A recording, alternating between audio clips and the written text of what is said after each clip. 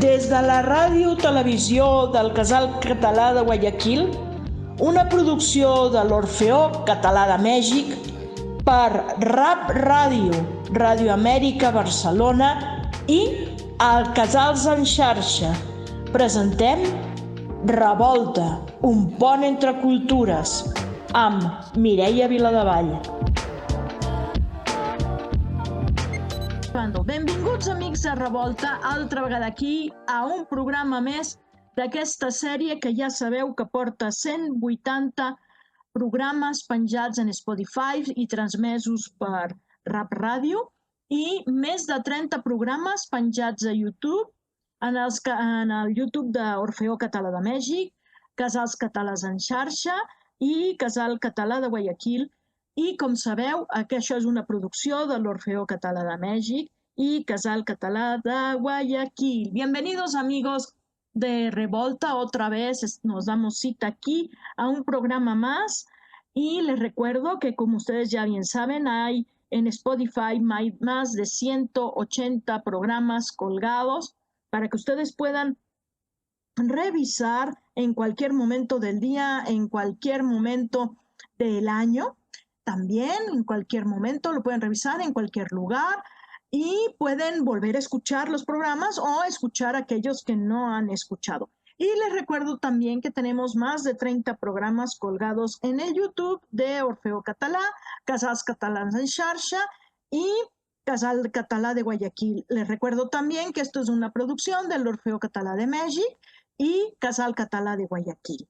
Y hoy tenemos una amiga muy querida que ya nos ha acompañado varias veces, nos ha acompañado como co-entrevistadora y hoy tengo el honor de presentarla como licenciada en Ciencias Políticas, acaba de obtener el grado, con una investigación que creo que es muy interesante para los temas de adultos mayores que ya hemos tratado en este programa y que ustedes pueden ver en Spotify y en YouTube, pero también que recupera la experiencia de la pandemia y la virtualidad que vivimos hace unos años, pero que pareciera que ya está muy lejana y de la cual creo que pudimos sacar o sacamos mucha sabiduría, muchos conocimientos y que pueden ser aplicados en cualquier lugar del mundo y en cualquier momento histórico, pero que falta documentar, falta investigar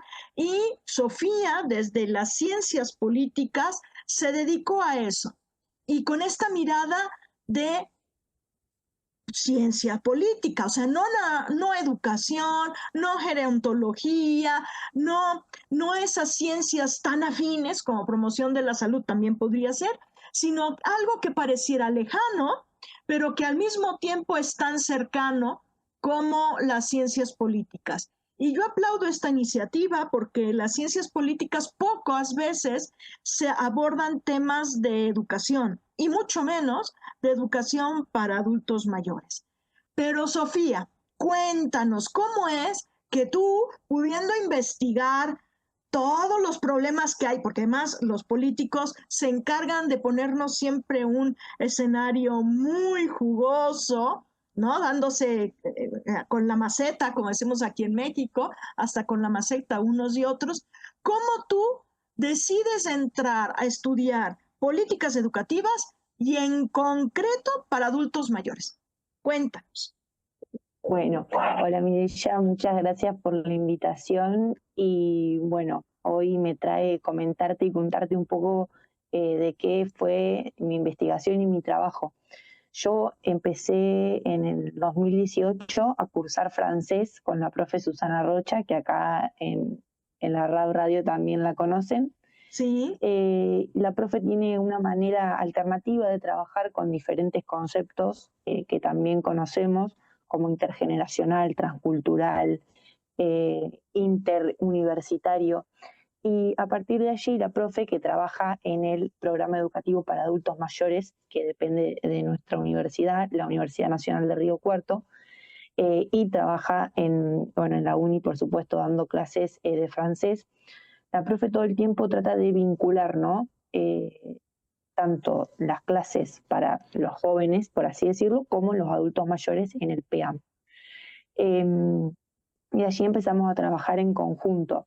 Los adultos mayores venían a la uni a ver qué trabajábamos nosotros, eh, íbamos al PEAM a ver qué trabajaban ellos, y así se fue dando un vínculo o fuimos generando encuentros distintos. Ese año hicimos viajes, encuentros, diálogos, y fue lo que me fue acercando a esa temática que trabaja la profe Susi. Y no fue hasta el 2020 que ya de forma más formal, si se quiere, me invita a formar parte del equipo de investigación interdisciplinario en el que ella guiaba, o sí, guiaba. Ese equipo de investigación es interdisciplinario. ¿Y por qué decimos que era interdisciplinario? Porque contaba con docentes, investigadores, estudiantes de muchas disciplinas. Bueno, era interdisciplinario e intercultural, porque también había compañeros de España, de México y de Argentina. Y en ese contexto surgió un proyecto de investigación y de extensión durante ese particular año, como fue la pandemia. Y luego nosotros presentamos el Cartas de Ida y Vuelta dentro de ese proyecto que surgía, o que la convocatoria fue desde varias áreas de la universidad.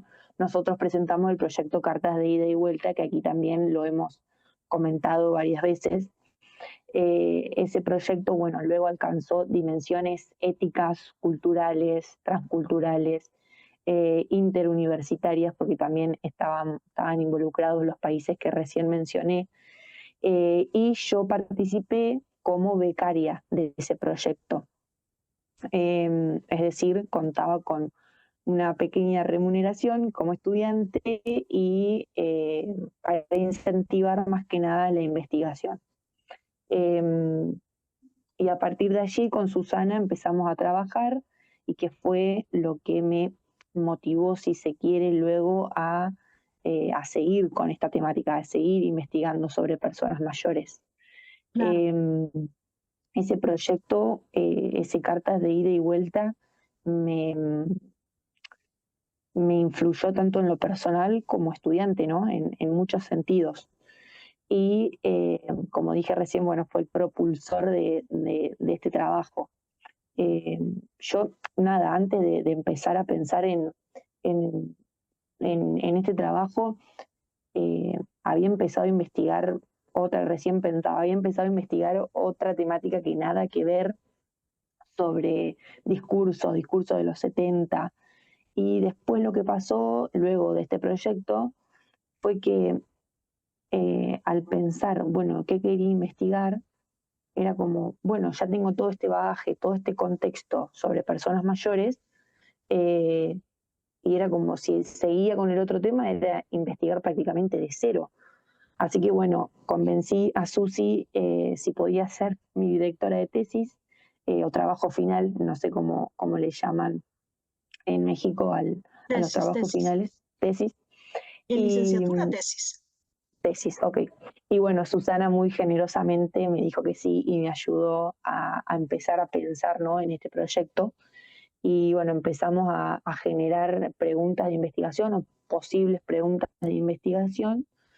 Hice el proyecto, quien también, bueno, me ayudaban desde metodología en la carrera. Eh, y bueno, Susi también me ayudó a pensar esto, ¿no? Bueno, en la pandemia, o sea, pasó la pandemia y es como que nadie se quiere acordar de eso, no quedó registro de lo que pasó durante la pandemia. Y bueno, esas personas mayores que participaban de programas educativos, ¿qué pasó durante la pandemia? ¿Pudieron Exacto. seguir asistiendo? Tanto, bueno, presencial no se podía, virtualmente, ¿qué pasó con esos programas? Y allí empezamos eh, en esta investigación, porque nos preguntábamos, bueno, ¿pudieron, les fue complicado, fue complejo, pudieron conectarse virtualmente? Y bueno, ahí está la investigación que hice, ¿no? trabajo que traté de responder a esas preguntas. Un poquito por ahí. Perfecto. ¿Cómo es que llegas a trabajar con los adultos mayores y políticas educativas para adultos mayores? O sea, sí, está el contexto de la pandemia, está el contexto de cartas de ida y vuelta. ¿Cómo lo ligas? La pregunta básica sería, perdón, porque estoy un poco dispersa, ¿cómo ligas esa experiencia con tu licenciatura? Bien, lo que pasaba era que, por supuesto que para demostrar o para poder terminar la licenciatura, yo tenía que linkear, si se quiere, o generar un vínculo en mis temas de investigación y generar ese vínculo con la ciencia política, que fue lo que a mí me complicaba, porque si bien para mí estaba como implícito esa conexión, o sea, pero bueno, yo tenía que demostrarlo teóricamente, ¿no?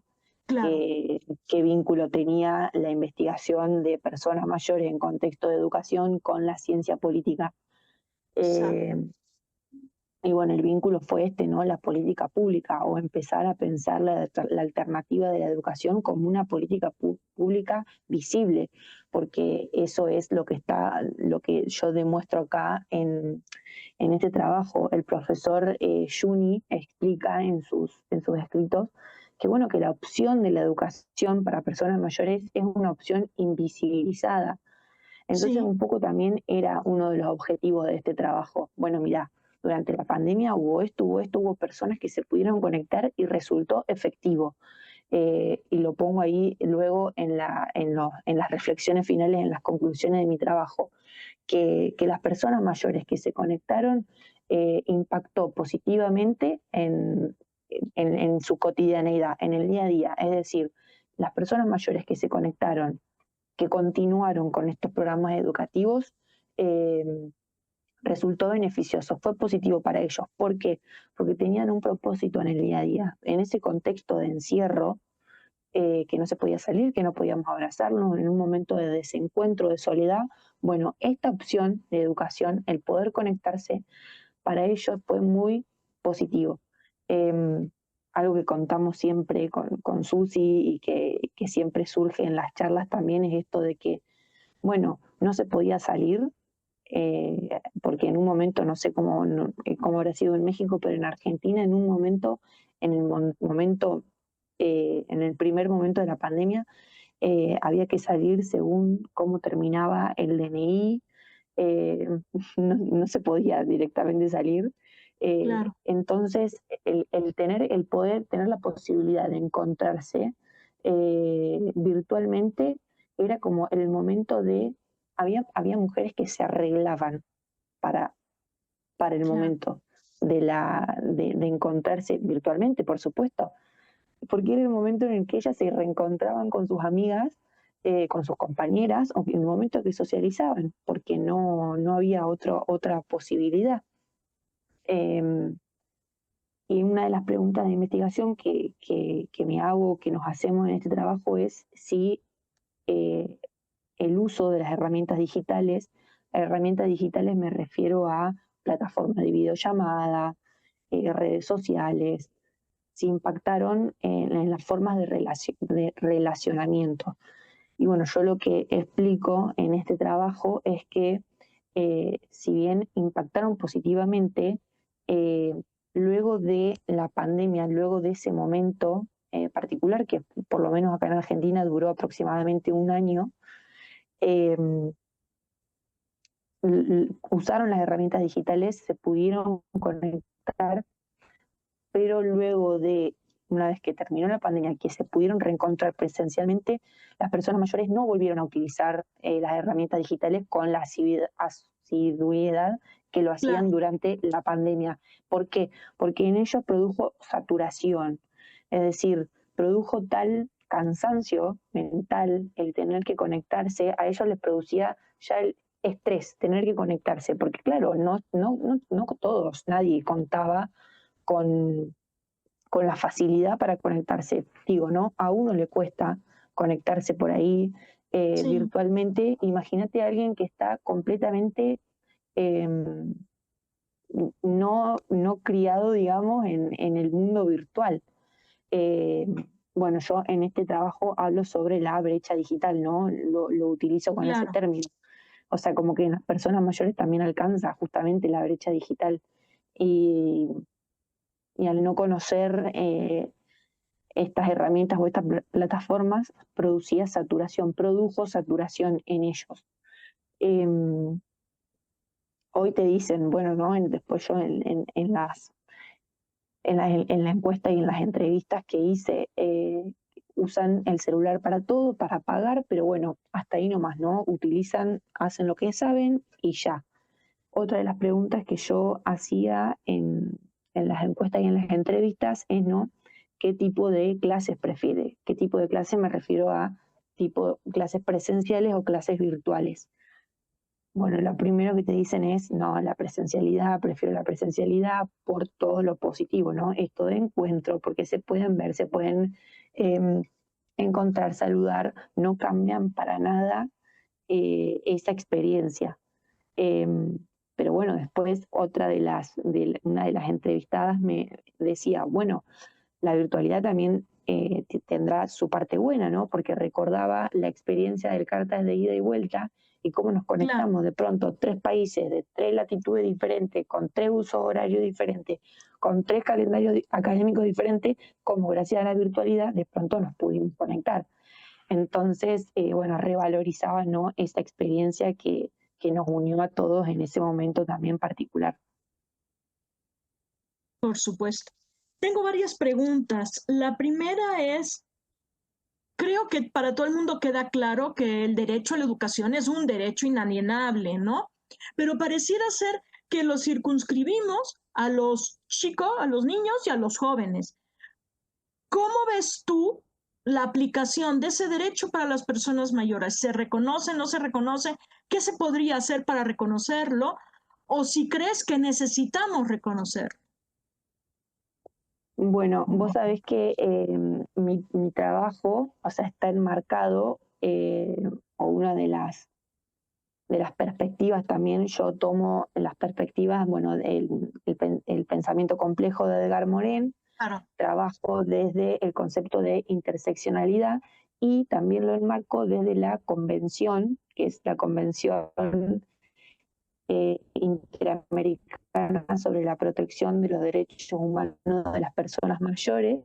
Ujú. En Argentina, a partir del 2017, obtuvo jerarquía constitucional, es decir, adquiere una importancia. eh, Estamos circunscriptos a esa convención Sí, y que, por supuesto, eh, trabaja en el artículo 20 sobre el derecho a la educación.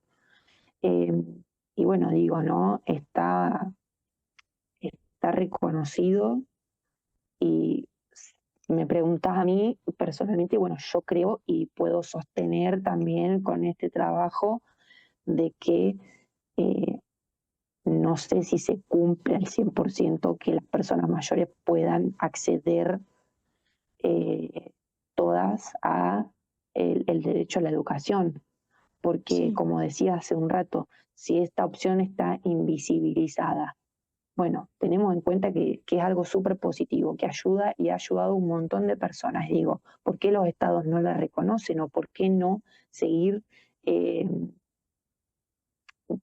proveyendo, ay, no sé si se dice proveyendo, eh, Sí, no sé. visibilizando esta opción, digamos? O sea, Procurando que se que más visibilice, personas promoviendo. mayores puedan acceder. Claro, Claro. que más personas puedan acceder a ella, digo, hacer más programas.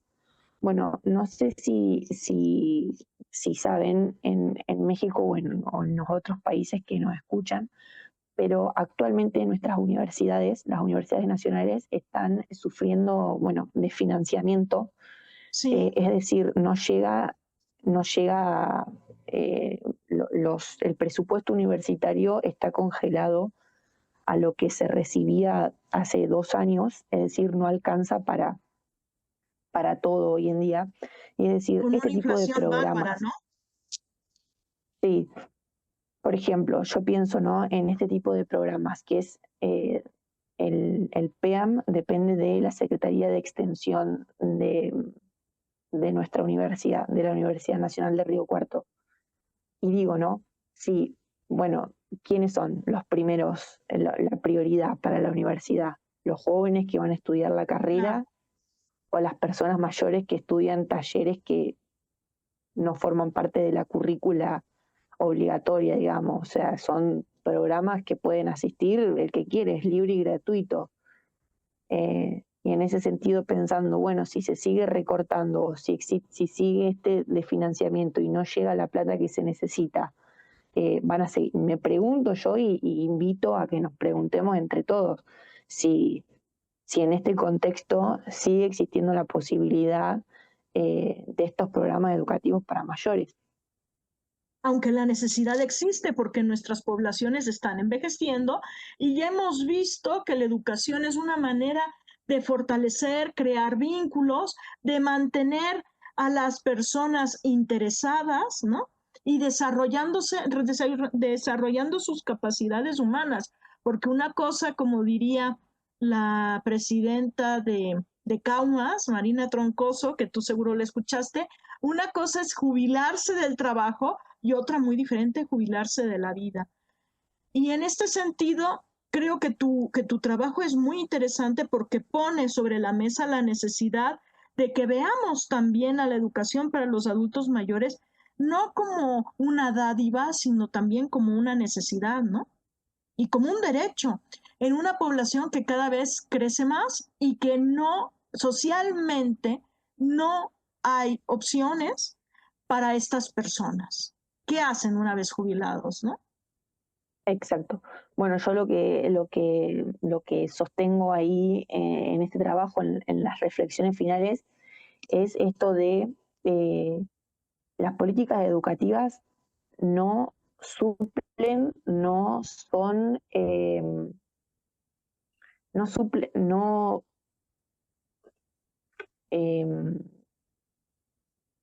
no dan respuesta a las demandas estructurales. Es decir, hay demandas de la población, del colectivo mayor.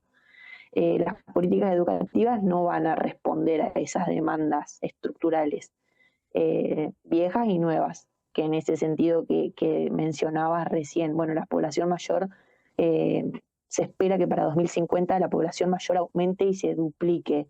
Claro. Bueno, este tipo de políticas no va a responder a las demandas estructurales, pero sí puede ser una respuesta alternativa, considerando que se espera que la población mayor se aumente.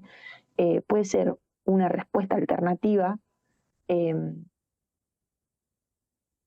frente al desencuentro, la soledad, Y el aislamiento. El aislamiento. Como digo, no responde a una demanda estructural, no es la ¿Qué entiendes solución, por a eso voy, estructural? no es la solución. Las demandas viejas estructurales y nuevas demandas, es decir, la jubilación, si Ya. alcanza o no alcanza, eh, esas demandas me refiero a Sí. las Las de básicas salud, necesarias. claro, Salud, una jubilación que te permita vivir, pagar renta, comer, ¿no? exacto, No lo suplen, sí, habitacional, pero sí ayudan a la gente a ser vista y a poderse seguir desarrollando como persona, porque el desarrollo humano termina el día que nos morimos, ¿no?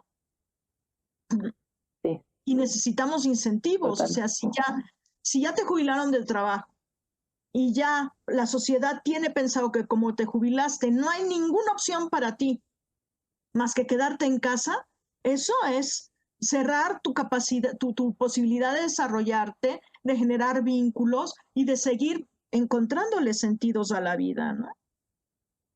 exacto. Por eso en este trabajo un poco también se plantea eso, ¿no? Bueno, la educación como una alternativa. Claro,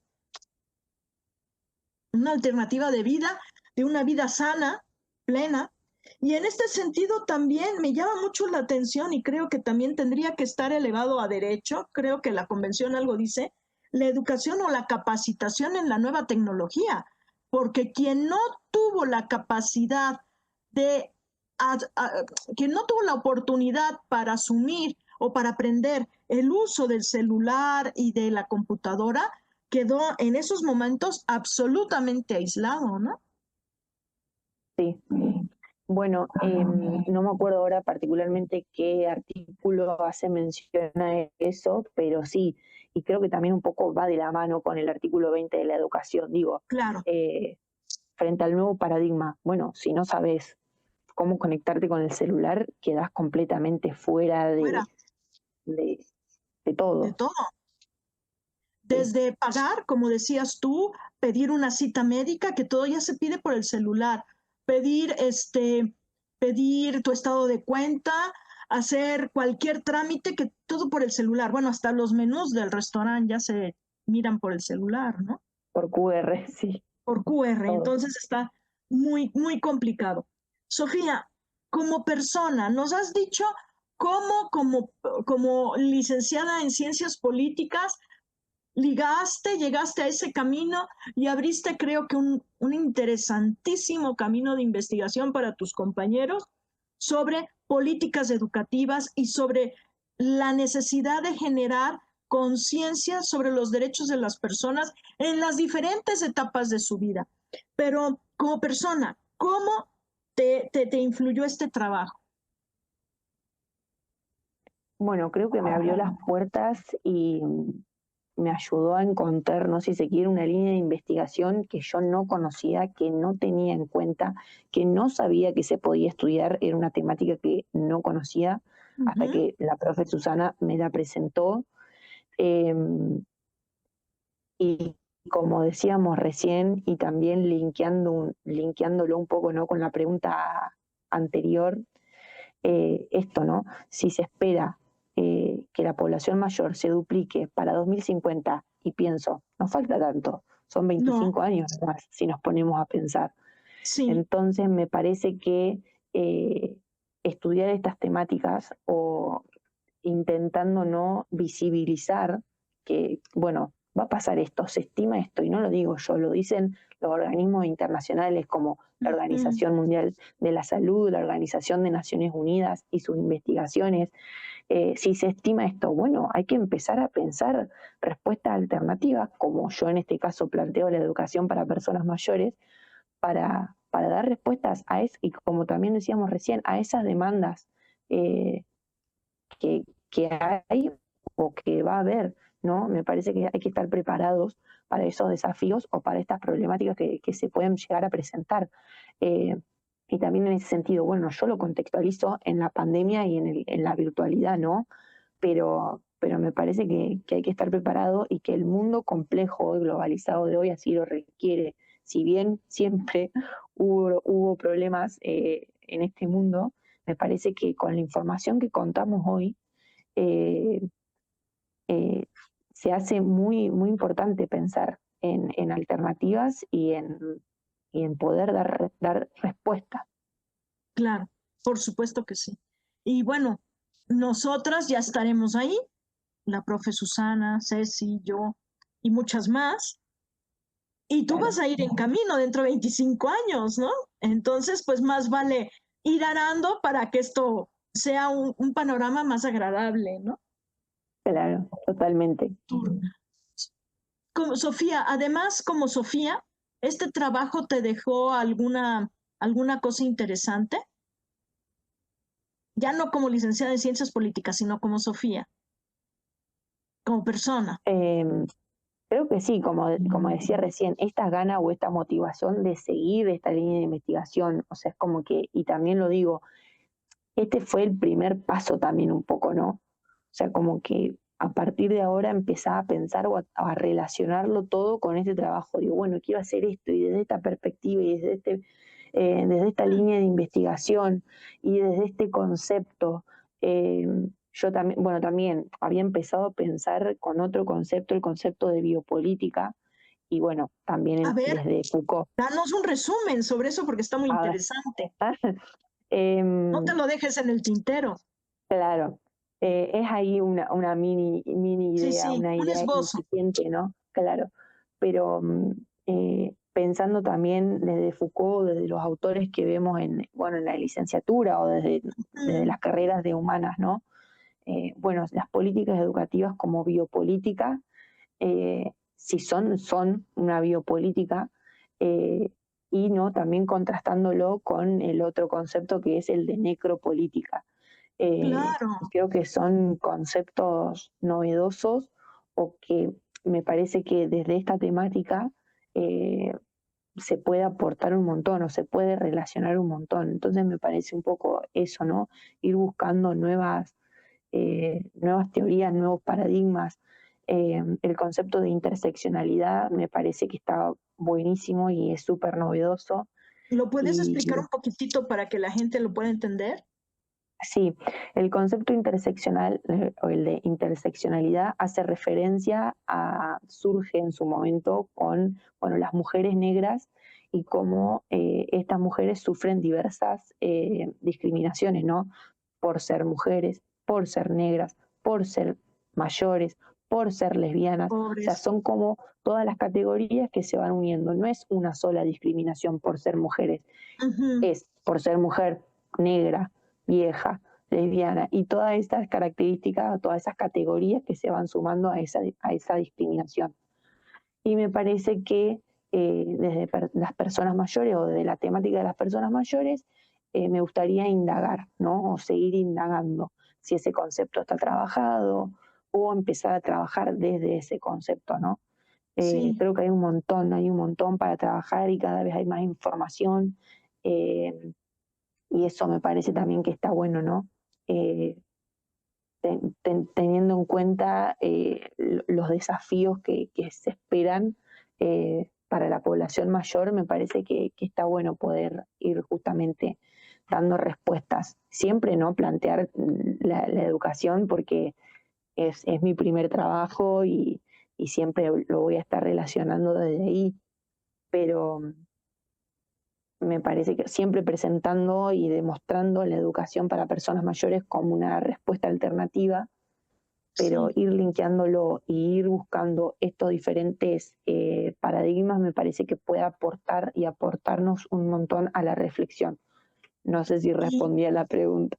sí, totalmente. Y creo que no nada más a la reflexión, Sofía, creo que a la construcción de un futuro donde la gente mayor no sea ni invisibilizada ni discriminada y tenga espacio en esta sociedad para seguirse desarrollando y generando una vida plena y donde sus derechos ya no tengamos que clamar por ellos, sino sean, como ahora son los derechos humanos, sean conocidos y sean ya casi incuestionables, sean, vaya, de recibo que se llevan a cabo.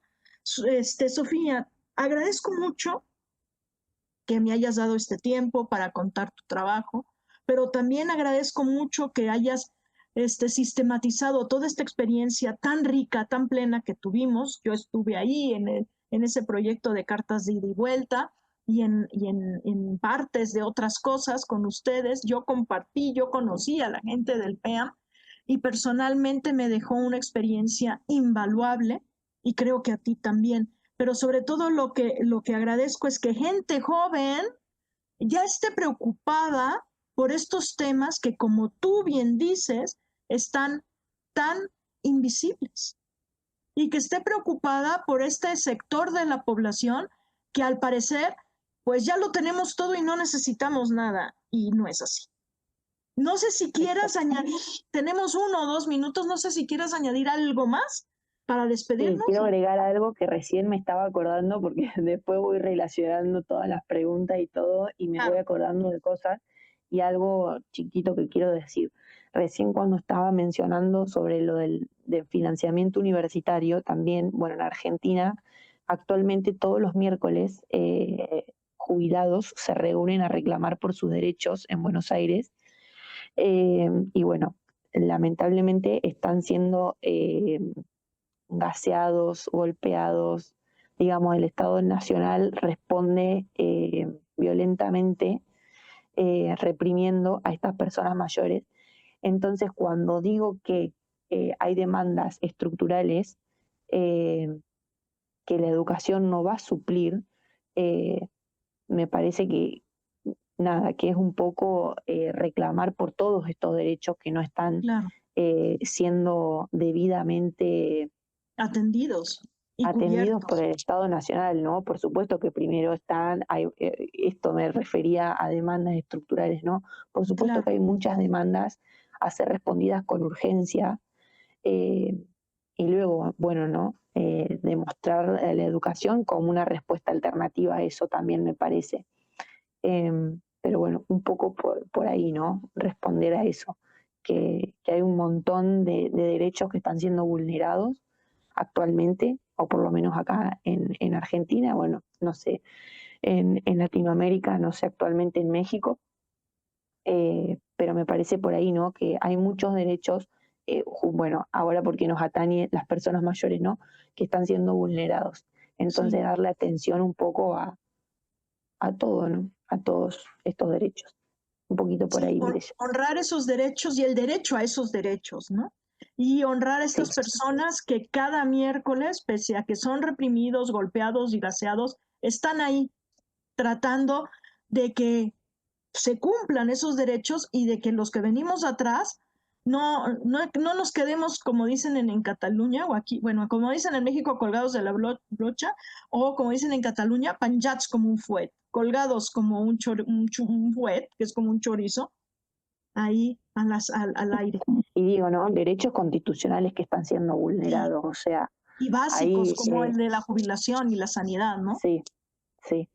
Hay leyes que avalan a esos derechos y bueno, actualmente están siendo vulnerados. Entonces uno se pregunta, bueno, ¿cómo yo voy a plantear la educación si hay hombres y mujeres mayores que están siendo reprimidos en la plaza cuando luchan por sus derechos, ¿no? Y bueno, también es una forma, ¿no? O es mi humilde lugar, ¿no? También. No es nuestra aportación, sin duda. Tu Exacto. aportación y la aportación de Rap Radio y de Casals en Xarxa y del Casal de Catalá de Guayaquil y del Orfeo Catalá, de solidarizarnos con esa lucha porque nos enseña lo vulnerables que somos como individuos y como grupos sociales y la necesidad que tenemos como sociedad de cuidar los vínculos que los derechos humanos nos ofrecen para poder seguir siendo una sociedad donde realmente todos podamos desarrollarnos humanamente hablando. Sofía, se nos acaba el tiempo. ¿Te parece? Esto tiene para más. ¿Te parece bien que nos veamos en otra ocasión y hablemos más de esto y de las nuevas reflexiones y de otras cosas que se nos vayan ocurriendo?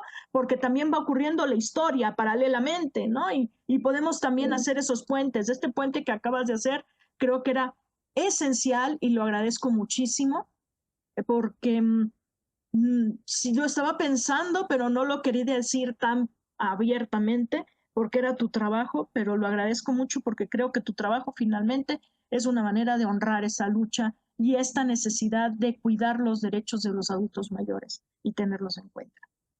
Gracias, Sofia. Nos vemos, pues, no nos despedimos. I amics de Revolta, ja ho sabeu, el dijous per Rap Ràdio i Spotify i els dimarts per YouTube. A reveure!